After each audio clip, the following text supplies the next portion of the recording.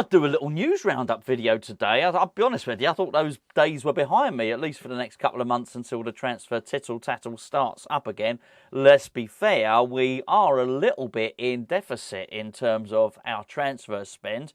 Basically, we've not spent as much as we brought in, so there's a little bit more there to go. I guess it would be spent on a striker. There was, I don't know, rumours of a striker in the last few days, and it never actually happened, did it? So, I don't know. I guess we'll find out a lot more between now and January. It's going to be a really interesting time, actually, particularly to see what happens in that centre-forwards position. But the news and the reason I'm doing this sort of mishmash video today is largely because of, well, Liverpool. It's Liverpool's fault, basically. Interest in Nayef Aguerd and Jarrod Bowen. But I was going to say it's come out at a really, really funny time, really. But in many respects, I don't overly blame Liverpool for that one, really, because I think their whole transfer planning must have been completely mucked up by the late bids from the Saudi Pro League for Mo Salah as well. But I think sort of reading between the lines, when you look at some of the news stories that have come out with regard to Nayef Aguerd and Jarrod Bowen, and I don't doubt there are other clubs whose players are being linked with Liverpool as well. Liverpool are very much acting like a club who know they're going to have a lot of money in January. So I do wonder if they've already done like a pre-contractual agreement or whatever the case may be to sell Mo Salah.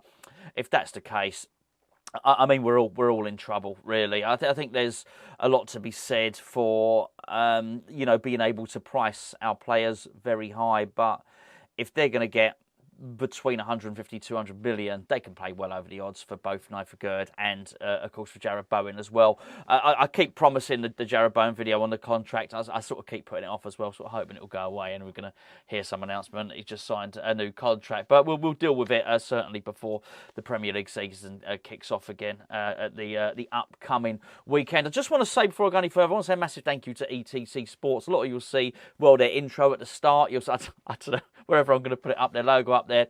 ETC Sports have been massive supporters of Hammers Chat for a long, long time, and they're West Ham fans. I think that's the first thing. More than that, they've become friends. So ETC have agreed to sponsor us for another year once their deal runs out. It's massively important to us at Hammers Chat. Without sponsorship like ETC, without you guys watching the annoying adverts, which I do know are annoying, without our really important and trusted patrons, we wouldn't be able to do all this stuff. So I just want to say a massive thank you to ETC Sports. Two words for you first. Konstantinos Mavropanos, my two most favourite words. He scored twice last night for Greece. I think they played Gibraltar. Last night. I'm pretty sure. I think they won 5-0. He scored two of them. I've seen one of them, which was a header from a corner. Standard centre-back header from a corner. He does look a beast, not just because he's scored a couple of goals. I believe the other one was a header as well against Gibraltar, but because he does look like an absolute beast anyway. And I'd sort of forgotten about him, truth be known. Actually, I'd forgotten about his... not forgotten we'd signed him, but I think because he was injured... Maybe I was expecting it to take a little bit longer, but if he's playing international football, he's ready to go. He's ready to be selected against Man City. Will he be selected against Man City? No, I don't think so. But I do think that both him and Kudus will get their first starts for West Ham in the European game against the Serbian team whose name escapes me right now on Thursday. I don't think either will start. I think Kudus doesn't start against Man City, and I'm pretty sure that Mavropanos won't either. So I think that's when we'll get to see him for the first time. I mean, he may even have to wait a little bit longer than that. What you may well find, though, the reason I say that is because you may well find that centre-back pairing of Kehrer and Ogbonna, who both deserve to play as well. Wouldn't be surprised to see him deployed at right-back, actually, because I don't know if you noticed, but Vladimir Coufal picked up a little knock on international duty. It's not a massive injury, apparently. He's not being sent for a scan or anything like that, but it might be enough to keep him out of the team for Man City. So they say. I don't believe that at all. I think whatever happens, I think I think Coufal plays against Man City. Well, I don't think if whatever happens, obviously there are things that could keep him out, but I don't think a knock keeps a warrior like Vladimir Coufal out of such an important game. But what it may well mean is that David Moyes is not going to risk him in the European game, probably wrap him up in a little bit of cotton wool. But that one, so that's interesting. I mentioned the other day that Souček had played particularly well, hadn't he? For the Czech Republic, got man of the match. So I just hope the next round of games nobody else comes back injured, and yes, it's going to be really interesting, really interesting team selection for David Moyes. I think an embarrassment and a luxury of riches he's probably not enjoyed since he was at Manchester United, probably. And the difference is these are his players now. This is absolutely his team. Just want to get back onto Nayef Aguerd, because the Nayef Aguerd one's interesting, because the Athletic are running a pretty big exclusive on Nayef Aguerd, and they're particularly Ornstein at the Athletic. These people tend to have good contacts within the club and within football itself. They've really, sort of, for me, it seemed like they've come from nowhere, the Athletic, and they've really created a massive online presence, haven't they, now? And they certainly pick up a lot of exclusive, and they seem to have, a lot of journalists who are very much in the know. Now, the firstly, the report was good. It said that Nayef Aguerd is happy at West Ham. This is the second or third time we've heard this, but it did say a Saudi club came in for him, which is absolutely no surprise. But also said that 2 European clubs came in for Nayef Aguerd. And I think the thing about him is that sometimes he does. Yes, as a player he can make you nervous. I say as a player, as a fan he can make you nervous. I'm not a player.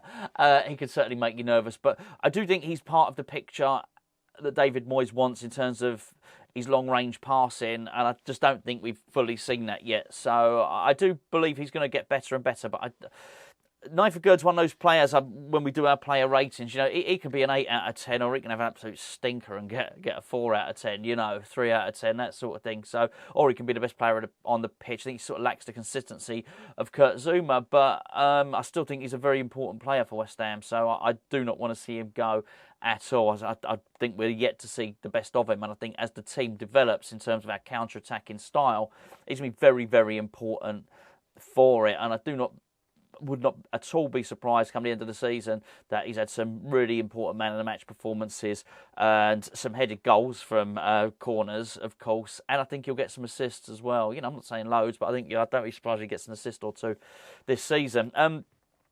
So, look, Liverpool being interested, that's no surprise. I think he is a very, very important player for us, but I think he's a very good player. But he plays on left centre-back, which is exactly where Virgil van Dijk plays. And the Virgil van Dijk of now, I know I seem to have mentioned him, and Liverpool actually quite a lot recently. Van Dijk is not the same guy that they bought from Southampton for 75 million or whatever it was, and was so pivotal. I thought he was...